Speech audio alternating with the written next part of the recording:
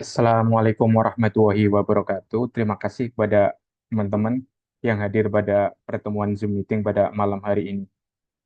Walaupun jumlahnya sangat terbatas, saya kira kita akan mulai karena memang jadwal untuk Zoom meeting pada pekan ini. Kali ini kita akan membahas algoritmik PR, Predicting Public Opinion with the Data. Kita tahu bahwa PR itu sudah bergeser ya dari eranya, dari era non digital menjadi era digital. Dari digital itu sekarang bergerak menjadi algoritmik PR. Apa itu algoritmik PR? Yaitu PR yang sekarang sudah menggantungkan diri atau sangat bergantung ataupun memanfaatkan algoritma, di mana algoritma itu merupakan rohnya media sosial, rohnya digital, dan rohnya artificial intelligence. Di mana di dalam algoritma ini akan memudahkan seorang PR atau lembaga PR itu bisa melakukan prediksi opini publik itu dengan berbasis kepada data.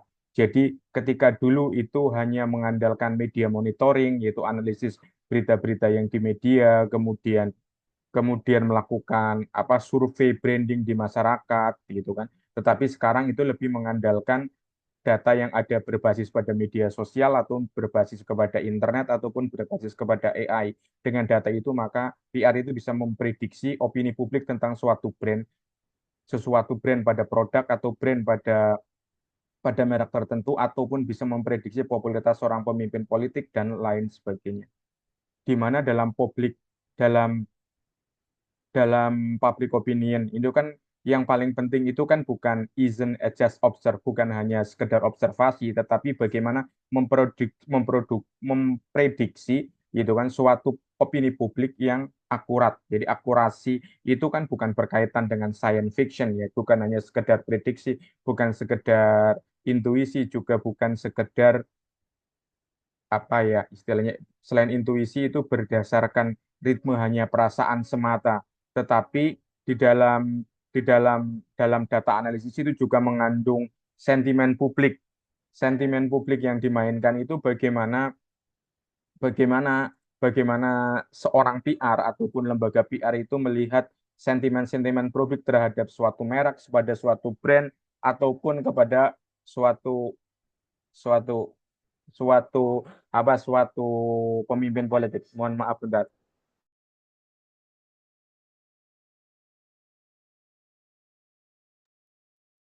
Maaf ada distraksi sebentar.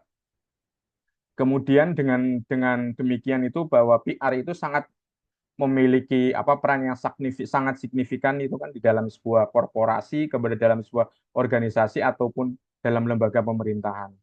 Apa itu crystal ball of public opinion? Kita tahu bahwa feeling gut itu adalah rasa mules atau rasa pusing ataupun rasa yang sangat memilukan ketika ketika seorang PR itu menghadapi public opinion dari suatu masyarakat, dari public opinion tentang suatu produk atau suatu branding ataupun suatu permasalahan yang dihadapinya. Tetapi itu bisa ditangani itu kan dengan kehadiran itu kan data driven reality. Data driven reality itu mengatakan bahwa big data itu adalah merupakan solusi dalam opini publik saat ini. Dan big data itu adalah bisa dimainkan gitu kan, bisa dimainkan oleh PR dalam untuk mengambil kebijakan, mengambil insight ataupun mengambil sikap tertentu terhadap suatu permasalahan ataupun untuk memperkuat branding. Hingga itu dikenal algoritmik PR. Jadi bagaimana memprediksi sentimen publik itu bisa menjadi suatu andalan. Umumnya itu sentimen publik itu bisa bisa dianalisis itu dengan menggunakan beberapa software, itu baik yang berbayar maupun gratis yang ada di internet. Dan itu biasanya berbasis untuk analisis di media sosial. Jadi untuk mengetahui, jadi bagaimana big data, artificial intelligence, dan machine learning itu menjadi kekuatan utama dalam PR. Jadi untuk itu PR itu bukan hanya sekedar membuat press release, bukan hanya membuat event, tetapi bagaimana dia bisa menjadi data scientist, bagaimana dia juga bisa membuat prompt-prompt yang bagus untuk memanfaatkan AI, baik Gemini, ChatGPT maupun dan lain sebagainya, dan bisa membuat machine learning untuk menghasilkan suatu suatu aplikasi-aplikasi yang mendukung. Kemudian decoding digital pulse itu lebih menekankan bagaimana seorang PR itu juga pandai ataupun memahami cara untuk social media listening. Social media listening yang kita ketahui saat ini sebagai seorang personal itu umumnya hanya scrolling dan lain sebagainya. Tetapi pada social media listening itu lebih mengarah kepada bagaimana menjawab komentar-komentar di Instagram milik korporasi atau milik pemerintah ataupun milik tokoh-tokoh politik gitu kan. Jadi menjawab sebagai PR itu menjawab dengan cepat cepat komentar-komentar, keluhan, pertanyaan dan lain sebagainya. Jadi listening itu bukan hanya sekedar mendengarkan tetapi juga memberikan komentar, memberikan respect, memberikan empati, bisa melakukan permohonan maaf dan lain sebagainya. Selain itu data source lainnya adalah news trending. Jadi tetap tetap tetap bagaimana seorang PR itu memperhatikan trending bukan hanya trending di apa Google Google Discover, bukan hanya trending dari pemberitaan di headline-headline di beberapa media, tetapi bagaimana trending-trending yang apa populer di X ataupun Instagram dan lain sebagainya. Jadi faktor viralitas juga menjadi perhatian. Kemudian search inquiry itu bagaimana nama sebuah produk, nama sebuah branding itu bisa menjadi apa itu, pada urutan nomor satu ya berdasarkan search engine optimization. Kemudian ada faktor dark sosial itu kita gimana ada akun-akun anonim di media sosial yang kerap menyerang suatu brand, menyerang suatu produk, menjelekkan dan suatu juga itu harus benar-benar dipahami dan dimengerti dan bisa dicarikan solusi. Untuk itu maka sentimen diperlukan sentimen analisis dan natural language processing dalam upaya untuk mengekstrak gitu kan, mengekstrak teks yang ada di media sosial. Umumnya nanti itu akan menghasilkan hipotesis. Hipotesis itu bukan suatu hal yang pasti ataupun suatu kebenaran. Hipotesis itu biasanya merupakan suatu kesimpulan dari beberapa fakta gitu kan, beberapa fakta, beberapa opini, beberapa judgement kemudian menjadi semacam hipotesis. Hipotesis itu biasanya itu untuk digunakan itu ketika suatu brand itu mengalami krisis yang viral seperti kemarin itu kan ada krisis misalnya Aqua ternyata dari air sedotan, air air sumur bor dan lain sebagainya itu kan menjadi suatu hal krisis bagi Aqua dan itu menjadi viral sehingga diperlukan suatu hipotesis berdasarkan kajian-kajian yang sudah dilaksanakan. Kemudian bagaimana itu kan kita melakukan seorang PR itu dari suatu prediksi itu menjadi presisi. Presisi bukan presisi apa slogannya Polri, tetapi bagaimana prediksi itu diterjemahkan itu kan ditranslate menjadi proactive communication strategy. Jadi prediksi. Jadi beberapa prediksi tugas seorang PR saat ini itu bukan hanya sekedar memberikan memberikan apa ya sekedar memberikan press release menyebar kepada media, membuat konten di media sosial tidak demikian juga, tetapi bagaimana mereka itu membuat prediksi-prediksi berkaitan dengan branding, berkaitan dengan krisis ekonomi, berkaitan dengan krisis geopolitik dan lain sebagainya. Dan prediksi-prediksi itu juga diturunkan menjadi berbagai strategi yang akan dilaksanakan. Strateginya akan listening, wait and see, atau strateginya aktif, atau strateginya misalnya misalnya atau melakukan tour atau melakukan konferensi pers dan lain sebagainya. Kemudian strategi yang paling penting adalah bagaimana mendesain gitu kan pesan yang dinamis. Bagaimana pendesain pesan yang dinamis, mendesain dinamis itu menyesuaikan demografik. Menyesuaikan demografik itu umumnya adalah penyesuaian berbasis kepada usia. Jadi target brand tersebut itu orang tua, anak muda atau lain sebagainya. Misalnya kita melihat Honda, misalnya mobil Honda ketika segmen pasarnya Brio, maka dia segmen pasarnya akan anak muda. Kemudian ketika dia menjual mobil CR-V atau BR-V, maka segmennya lebih ke arah keluarga. Jadi ada berbasis kepada prediksi-prediksi tersebut dengan konten-konten yang menyesuaikan hal iklan ataupun dalam video-video di media sosial. Nantinya itu diperlukan eksplorasi yang sangat real time dengan cara mengintercept narasi-narasi negatif ya. Jadi narasi-narasi negatif itu diperlukan diperlukan untuk di counter secara cepat gitu kan. Narasi negatif ketika misalnya ada suatu produk otomotif itu ditarik dari pasaran gitu kan.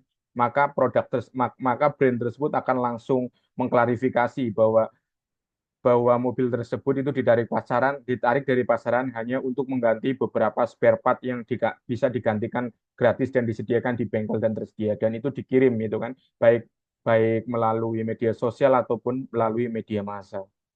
Selanjutnya itu berkaitan dengan etikanya. Seperti apa pertimbangan etika ketika berkaitan dengan algoritma? Maka di situ ada data privasi, data privacy. Data privasi itu bagaimana algoritma itu bisa menjadi bias, di mana siapa yang bayar dia akan dapat. Ya kan, seperti kita ketahui bahwa diperlukan iklan yang besar, misalnya untuk Google, diperlukan besar untuk Meta, diperlukan iklan besar untuk apa X dan lain sebagainya. Jadi potensi iklan itu akan mendapatkan prioritas yang lebih dibandingkan yang tidak. Jadi ada algoritmik bias. Kemudian ada manipulasi, potensi manipulasi juga bisa aja karena bagaimanapun algoritma itu merupakan mesin yang hasil ciptaan manusia dan bisa memiliki beberapa ataupun melakukan suatu kesalahan.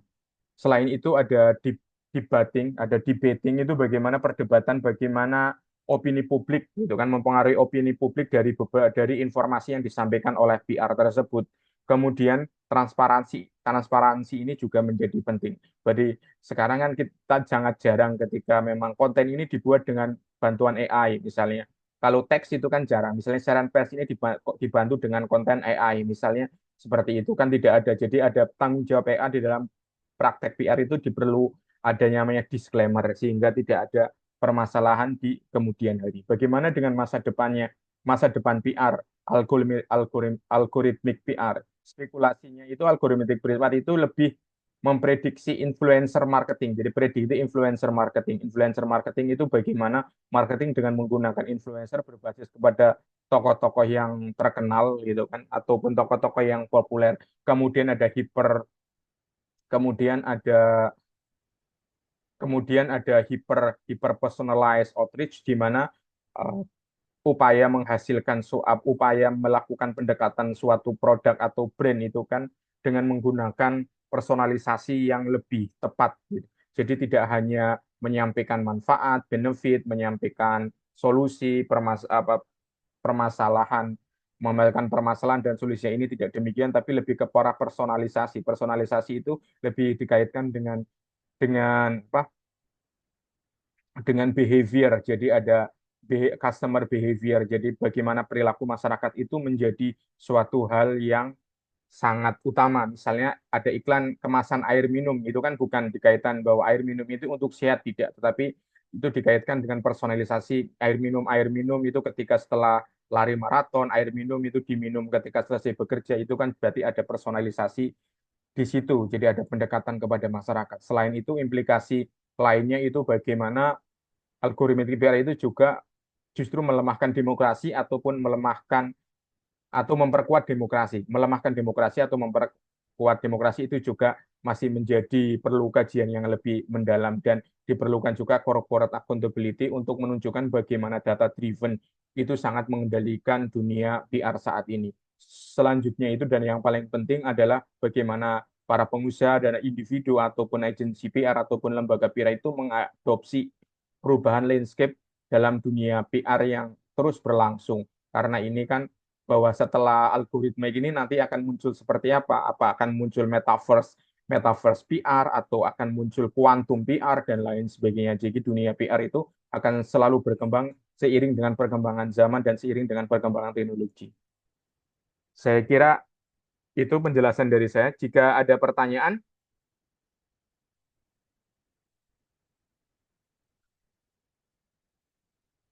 ya, jika tidak ada pertanyaan boleh WA di pribadi atau WA di grup. Terima kasih banyak atas kehadirannya. Selamat malam. Assalamualaikum warahmatullahi wabarakatuh.